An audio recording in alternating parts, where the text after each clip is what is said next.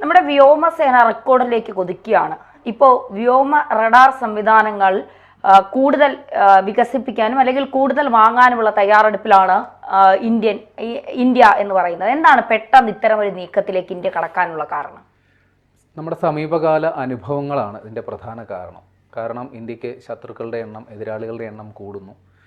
ചൈനയുണ്ട്, പാകിസ്ഥാനുണ്ട്, ഇപ്പോൾ ബംഗ്ലാദേശുമുണ്ട്, തുർക്കിയുണ്ട്.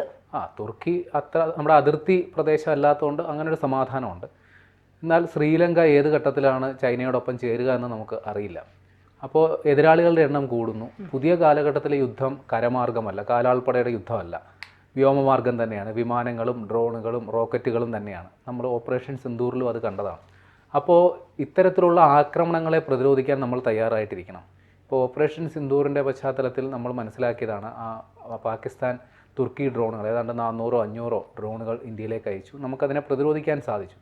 അതിന് സഹായിച്ചത് ഈ വ്യോമ പ്രതിരോധ സംവിധാനങ്ങളും നമ്മുടെ ഭൂതല റഡാർ സംവിധാനങ്ങളുമാണ്. ഇന്ത്യയിലേക്ക് വരുന്ന ഏതൊരു പറക്കുന്ന വസ്തുവും, അതിപ്പോൾ ഡ്രോണാകാം, റോക്കറ്റാവാം, വിമാനമാകാം, എന്തും അതിനെ നമ്മൾ റഡാർ മാർഗം കണ്ടെത്തും. എന്നിട്ട് അതിനെ ഉന്മൂലനം ചെയ്യുക, മറ്റ് പ്രതിരോധ ഇപ്പോൾ S-400 പോലുള്ള സംവിധാനങ്ങൾ ഉപയോഗിച്ച് പ്രതിരോധിക്കുക എന്നുള്ളതാണ് നമ്മുടെ രീതി. അപ്പോൾ ഈ വ്യോമ പ്രതിരോധ സംവിധാനത്തിന് ചില പോരായ്മകളുണ്ട്. അത് കുറച്ചുകൂടി സ്പീഡ് കുറവാണ്. അപ്പോൾ ആ കുറവ് പരിഹരിക്കാൻ വേണ്ടി നമ്മൾ ഉപയോഗിക്കുന്നതാണ് വ്യോമ റഡാർ സംവിധാനം. അതായത് വിമാനങ്ങളിൽ റഡാർ, അതിൻ്റെ വിമാനങ്ങളുടെ മുകളിൽ ഈ റഡാറിൻ്റെ ആൻറ്റിന അതേപോലുള്ള യന്ത്ര സംവിധാനങ്ങളൊക്കെ ഘടിപ്പിച്ച് വിമാനം പറത്തുമ്പോൾ ആ ഏരിയയിലുള്ള മറ്റ് പറക്കുന്ന സംവിധാനങ്ങളെയെല്ലാം നമുക്ക് കണ്ടെത്താൻ പറ്റും. ഇപ്പോൾ ഇന്ത്യയുടെ ആ ഒരു വ്യോമ റഡാർ സംവിധാനത്തിന് ഇട്ടുകൊടുത്തിരിക്കുന്ന പേര് നേത്ര എന്നാണ്. നേത്ര AK-1 അങ്ങനെ 3 റഡാറുകൾ നമുക്ക് നിലവിലുണ്ട്. ഇനി ഇത് 6 കൂടി നമ്മുടെ വ്യോമസേനയുടെ ഭാഗമാക്കാനാണ് തീരുമാനമായിരിക്കുന്നത്. അപ്പോൾ ഇതുവഴി ഏതാണ്ട്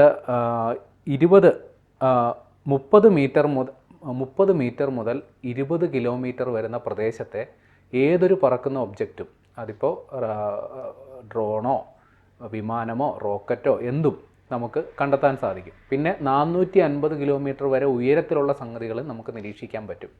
ഏതാണ്ട് 240 ഡിഗ്രിയാണ് ഇതിൻ്റെ കവറേജ്. അതായത് നമ്മൾ ഫുള്ള് തിരിഞ്ഞു വരുന്നതിന് സമാനമായിട്ട്. പിന്നെ ഇതിൻ്റെ ഏറ്റവും വലിയ പ്രത്യേകത, നമുക്ക് ഈ അന്തരീക്ഷത്തിൽ പറക്കുന്നത് മാത്രമല്ല, കടലിലുള്ള യുദ്ധക്കപ്പലുകളോ മറ്റെന്തെങ്കിലും ഒരു സാധനങ്ങളുടെ നീക്കവും നമുക്ക് മനസ്സിലാക്കാൻ സാധിക്കും. അപ്പോൾ ഞാൻ ഈ പറഞ്ഞതുപോലെ വിമാനത്തിലാണിത് ഘടിപ്പിക്കുന്നതെന്ന് പറയും. നമ്മൾ നിലവിൽ റഷ്യയിൽ നിന്ന് കൊണ്ടുവന്ന 2 വിമാനങ്ങളിലാണ് ഇപ്പോൾ ഈ നേത്ര 1 ഘടിപ്പിച്ചിട്ടുള്ളത്. ഈ നേത്ര 2 നമ്മൾ എയർബസ് A321, അതായത് ചെറിയ യാത്രാ വിമാനം, അത് എയർ ഇന്ത്യയിൽ നിന്നൊരു 6 സംഘടിപ്പിച്ചിട്ടുണ്ട്. അവരോട് ആവശ്യപ്പെട്ടതനുസരിച്ച് അത് ലഭ്യമാക്കിയിട്ടുണ്ട്. അത് നിലവിൽ നമ്മുടെ വ്യോമസേനയുടെ കമ്മ്യൂണിക്കേഷൻ സ്ക്വാഡ്രോണിൽ എത്തിച്ചിട്ടുണ്ട്. അപ്പോൾ അതിന് വേണ്ട ചില ഓൾട്ടറേഷൻസ് ഒക്കെ വരുത്തേണ്ടതുണ്ട്. അതിൻ്റെ കാര്യങ്ങൾ നടന്നുകൊണ്ടിരിക്കുകയാണ്. നമുക്ക് ഈ റഡാർ സംവിധാനങ്ങളുടെ സാങ്കേതിക വിദ്യ നമ്മുടെ കയ്യിലില്ല. അതിന് നമ്മൾ ബ്രസീലിലുള്ള ഒരു ആംബ്രർ എന്ന് പറയുന്നൊരു സ്ഥാപനത്തിൽ നിന്നാണ് ഈ റഡാർ സംവിധാനത്തിൻ്റെ സാങ്കേതിക വിദ്യ നമ്മൾ വാങ്ങിക്കുന്നത്. അത് പൂർണ്ണമായിട്ടും നമ്മുടെ ഡിഫൻസ് റിസർച്ച് ഓർഗനൈസേഷൻ DRDO അതിൻ്റെ നേതൃത്വത്തിൽ ഉള്ള സെൻറ്റർ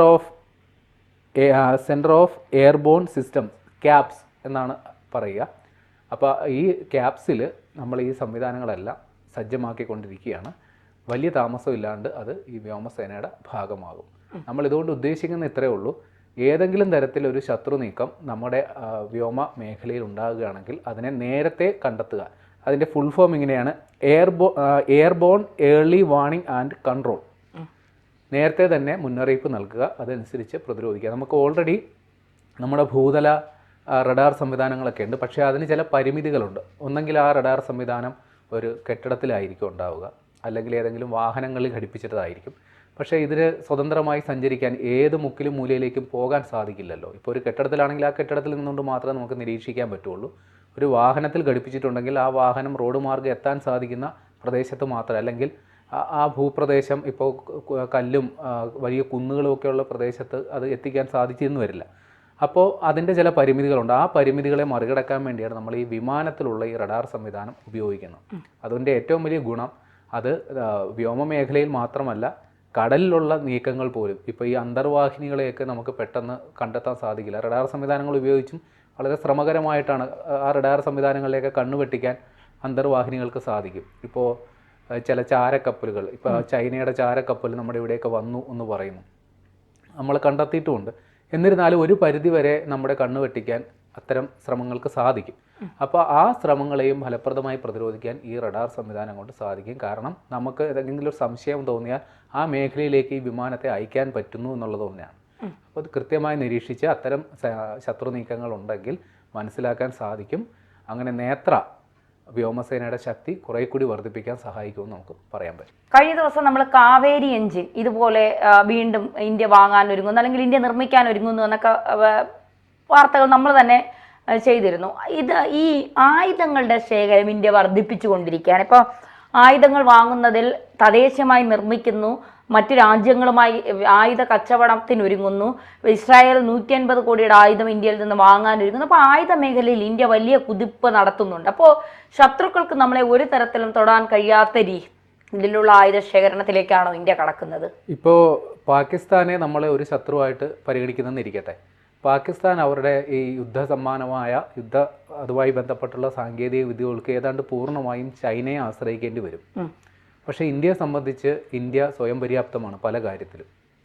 അതുമാത്രമല്ല, നമുക്ക് വേണമെങ്കിൽ ഏത് തരം സാങ്കേതിക വിദ്യയും ഏത് രാജ്യങ്ങളിൽ നിന്നും സ്വായത്തമാക്കാവുന്നതേ ഉള്ളൂ. ഇപ്പോൾ അമേരിക്ക ആയിക്കോട്ടെ, റഷ്യ ആയിക്കോട്ടെ, ഇസ്രായേൽ ആയിക്കോട്ടെ, നമ്മളുമായി സൈനിക സഹകരണമുള്ള രാജ്യങ്ങളാണ്.